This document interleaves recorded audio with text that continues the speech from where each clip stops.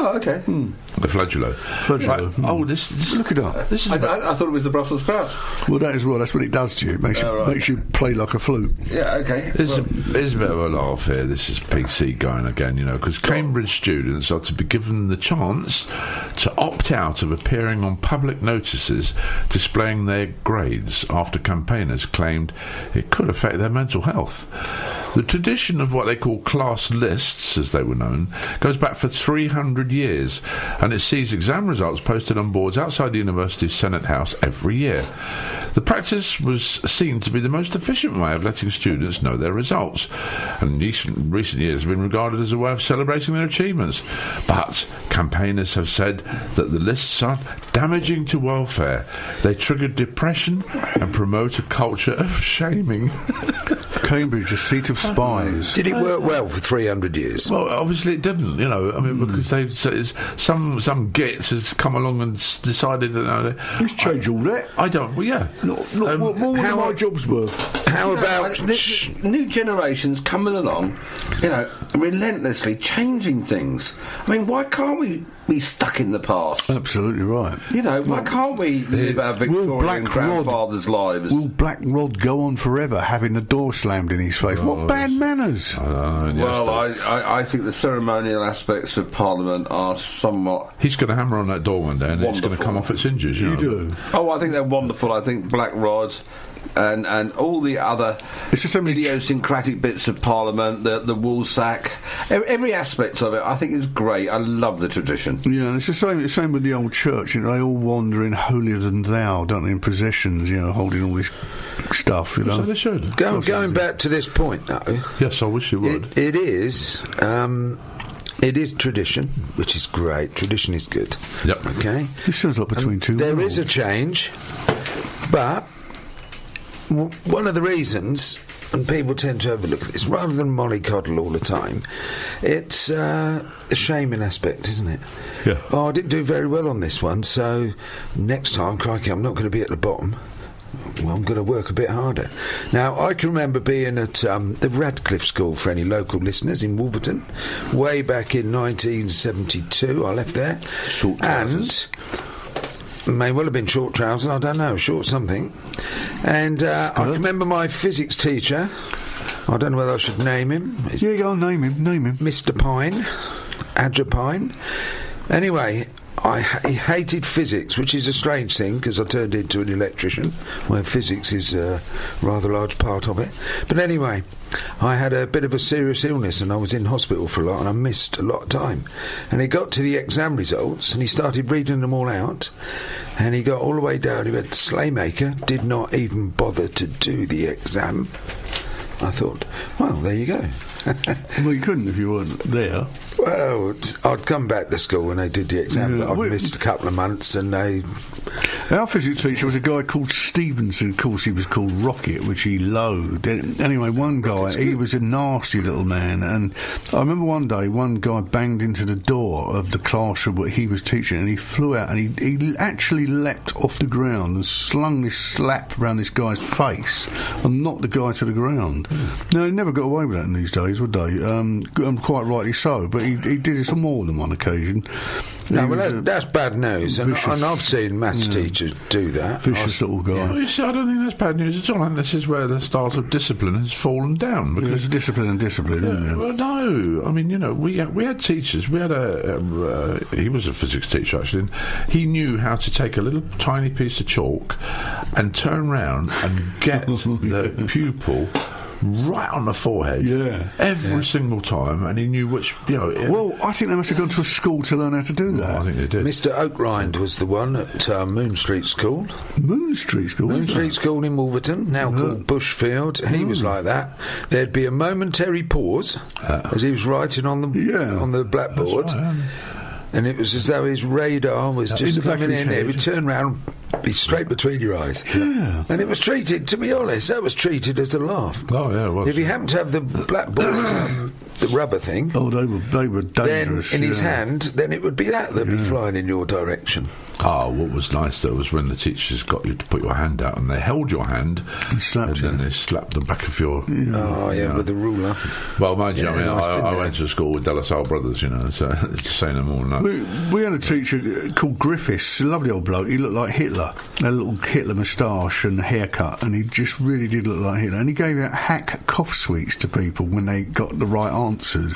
You know, it was quite funny. I mean, imagine giving out hack cough sweets now. You know, just kids at school. Well, it's better than giving out Fisherman's Friends, I suppose, isn't it? Oh, I suppose it could be. They always look like little tombstones, don't they? Yes, they were. You know, yeah. Do you remember a couple of weeks ago we talked on the programme about a lady who sort of had gone OTT over the fact of Cinderella and her being kissed and all the rest of it because she said that, you know, the prince, was it Cinderella that got kissed by non-consensual kissing? Non-consensual kissing. God, right. Yeah. Right. Well, there's another one here because the pantomime season, of course, is on us straight away, and you know, the slapstick humour and that has amused generations of kids. But there's always a sprinkling of innuendo in the pantomimes because that's for the parents. You know, I mean, it's a very clever thing they do. It is, and it makes them... Clever writing means that different audiences hear different things. Exactly, and it's great, you know. But there's a mother who last week claimed that a show she attended with her families was so rude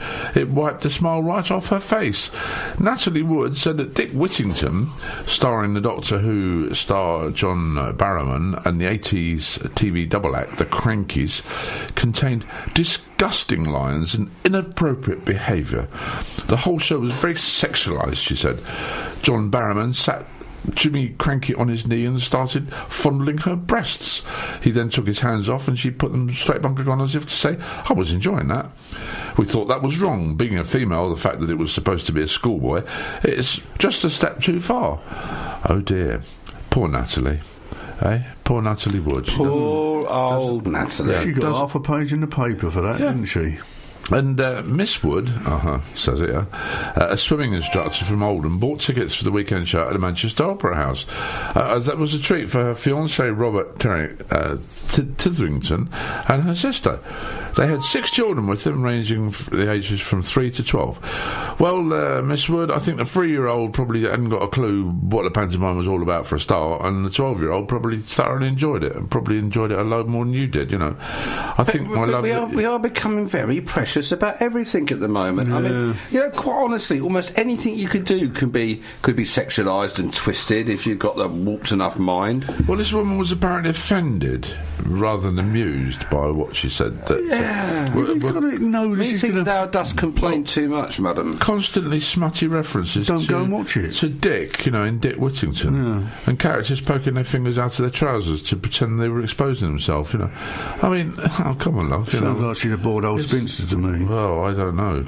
Afterwards, she sent an email to the organiser, Kudos Entertainment, calling for the show to be stopped. Our family is disgusted with this production, she wrote. It has ruined our annual Christmas panto outing and left us feeling uncomfortable and concerned about what the children were exposed to. However, the organisers insisted it's a family-friendly production, and many agree with them. Well, he could take offence at Judge Rinder yesterday, and it was a kids' court. Yes, it was stupid, really. And he got his dog, a bulldog thing, and it pooed on his lap. You know, and these kids were falling about laughing. You know, because it's just kids' humour, isn't it? Well, I can't hold it up here to the... Well, I'll hold it up to the microphone, actually, but... He's got a picture of her? Well, no, because apparently even reindeers are risky, because Santa, if you're reading, you might want to look away now, because this is a harmless way of promoting a junior school's Christmas jumper day when it went awry, when some festive knitwear wasn't all it seemed. In a newsletter sent out to parents, an image of a jumper featuring some, shall we say, rather over-amorous reindeer was accidentally included.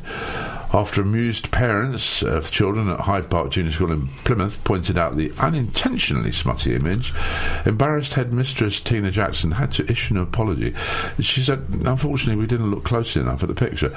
And I'll pass it over to Bob, who can Who can look at the two sets of reindeer on either side, and well, you've got to get them that way to fit into the space. One's only trying to. He's only having a ride on the other. He's standing on the back of the other one. Yes, I mean, I don't understand. Well, Mark Hampstead's reply to Kevin.